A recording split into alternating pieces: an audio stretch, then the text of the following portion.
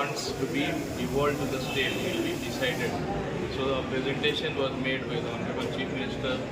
We as ministers made our own presentations in the various sectors, and particularly in the panchayats I asked for more funds because a distinction is made sometimes between tied and untied funds. That Goa should get a relaxation to spend the funds as per the requirement because we are a small state.